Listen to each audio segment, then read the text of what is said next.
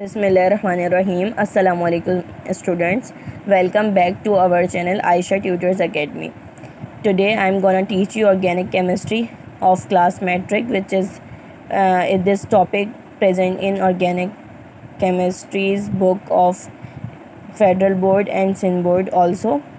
First of all, I am gonna teach you what is organic chemistry. Whenever we are talking about the organic chemistry, then first thing which comes in our mind is that organic chemistry is the study of the chemistry of carbon compounds and their derivatives.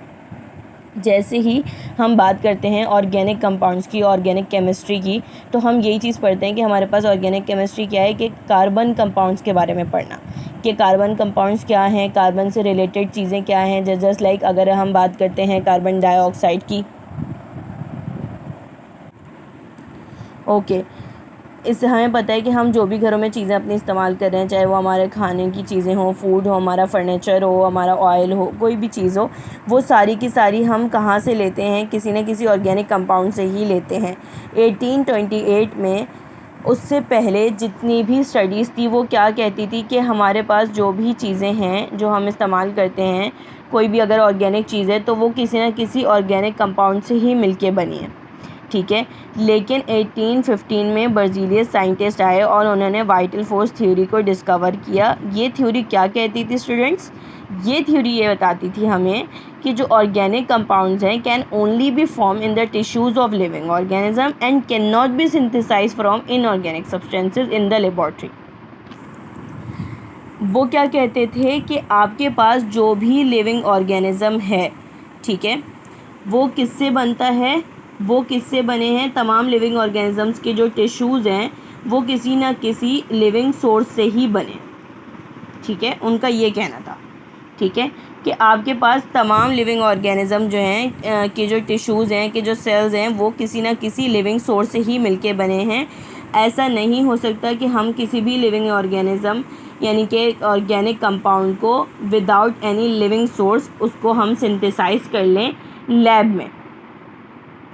ठीक है, it can't possible.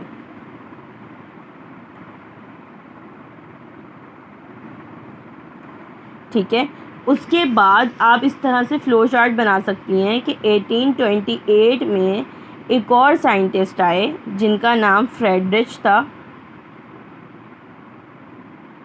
ठीक है, और उन्होंने Friedrich Waller, उनका complete name था, उन्होंने कहा कि कोई भी इनऑर्गेनिक कंपाउंड से भी हम ऑर्गेनिक कंपाउंड को जनरेट करवा सकते हैं. और उन्होंने सबसे पहले हमें ammonium cyanate, as you know कि अमोनियम साइनेट क्या है, अमोनियम साइनेट एक तरह का इनऑर्गेनिक कंपाउंड है.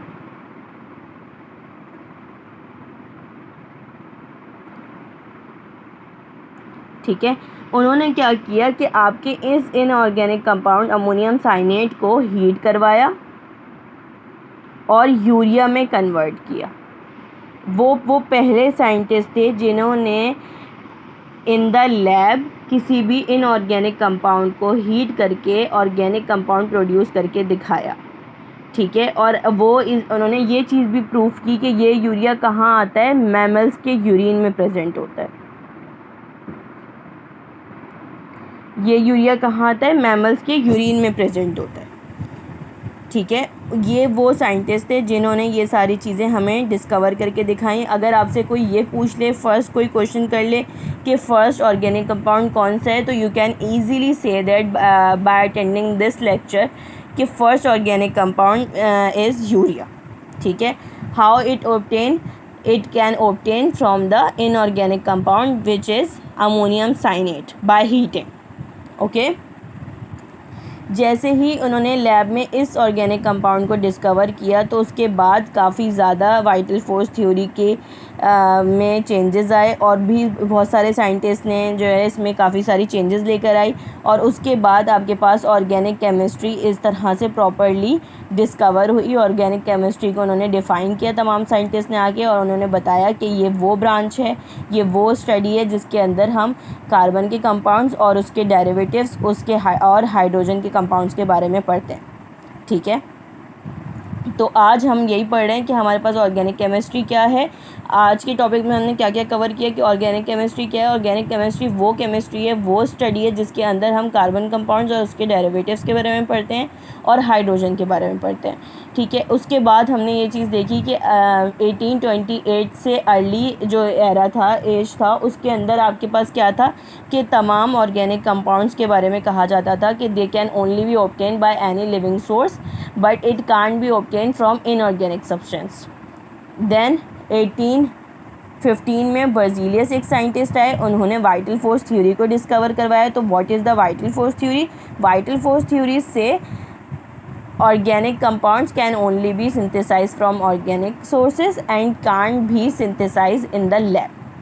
Then 1828 में फ्रेडरिच वॉलर साइंटिस्ट आए जिन्होंने this was the scientist who discovered the first organic compound urea and by heating the an inorganic compound ammonium cyanate. And he also proved that urea is present in the mammals of urine, just like in the excretion of waste substances as a urine, mammal release this substance, urea, in their urine. So his discovery is proved. Thank you so much, students.